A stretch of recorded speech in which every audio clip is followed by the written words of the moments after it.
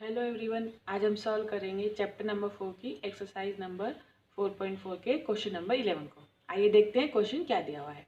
हमें क्वेश्चन दिया हुआ है, in the given figure if one line segment P Q and R S intersect at point D और R S intersect at point T such that P R T equals to 40 degree, PRT equals to 40 degree, angle RPT equals to 95 degree, angle RPT equals to 95 degree and angle TSQ equals to 75 degree and angle TSQ equals to 75 degree. Find angle SQT, हमें angle SQT find करना है, मतलब SQT ये वाला angle हमें find करना है। तो आइए हम इसे सॉल्व करते हैं। पहले लिखते हैं हमें क्या क्या दिया हुआ है। ठीक है, तो हमें क्या क्या दिया हुआ है। Given that angle PRT equals to 40 degree, angle RPT equals to 95 degree and angle TSQ equals to 75 degree. हमेशा क्वेश्चन सॉल्व करते टाइम हमें उसे सिस्टमेटिक लिखेंगे तो हमें उससे अच्छे नंबर मिलेंगे, फुल मार्क्स मिलेंगे। तो हमेशा पहले लिखिए गिवन दैट, उसके बाद लिखिए कि हमें क्या फाइंड करना है, उसके बाद उसका सॉल्यूशन। तो हमने यहाँ पे लिख लिया कि हमें क्या क्या दिया हुआ है। अब हम लिखते हैं कि हमें क्या क्या फाइंड करना है। तो हमें क्या फाइंड करना है, हमें फाइंड करना है एंगल SQT। तो हम यहाँ लिख देते हैं टू फाइंड एंगल SQT, हमें एंगल SQT फाइंड करना है। अब हम देखते हैं इन ट्राइंगल PRT ट्राइंगल में हमें पता है कि ट्राइंगल के तीनों एंगल का सम क्या होता है, 180 डिग्री होता है।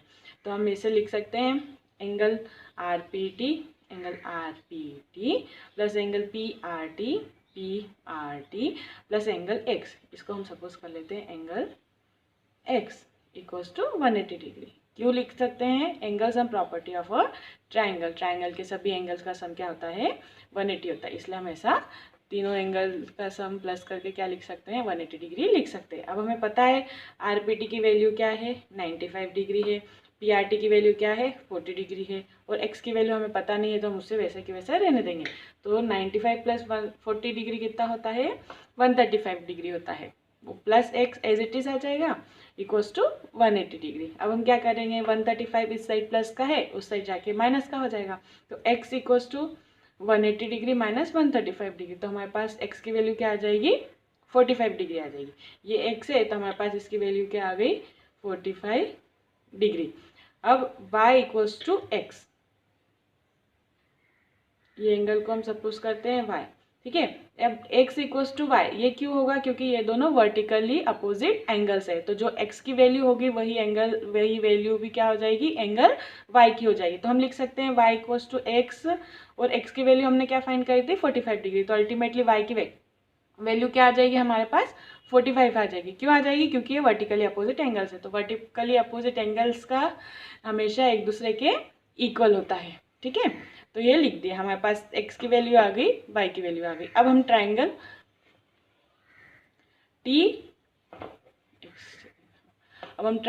TSQ की बात करते हैं। जैसे अपन ने इस ट्राइंगल में सभी एंगल का सम 180 लिखा था, वैसे हम इस ट्राइंगल के भी सभी एंगल का सम 180 लिख सकते हैं। तो आइए हम इसको सॉल्व करते हैं। तो देखिए, नाउ इन ट्राइंगल TSQ में क्या है, angle y plus angle TSQ plus angle SQT equals to 180 degree. क्यों होता है, क्योंकि एंगल ट्राइंगल के सभी एंगल्स का सम क्या होता है, 180 डिग्री होता है। हमारे पास y की वैल्यू हमने फाइंड कर ली थी 45 डिग्री, TSQ की वैल्यू हमको दी हुई थी 75 डिग्री, SQT के हमको फाइंड करना थी, उसको हम एज इट इज लिख देंगे इक्वल्स टू 180 डिग्री। अब 45 प्लस 75 कितना होता है, 120 होता है।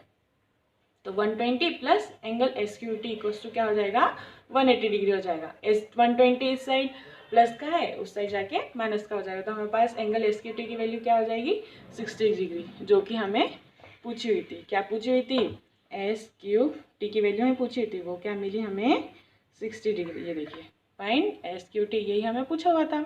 ठीक है, आपको अगर ये क्वेश्चन समझ में आया है और अगर आपको कोई भी डाउट है तो प्लीज़ कमेंट कीजिए और डाउट क्लियर कीजिए। Till then bye.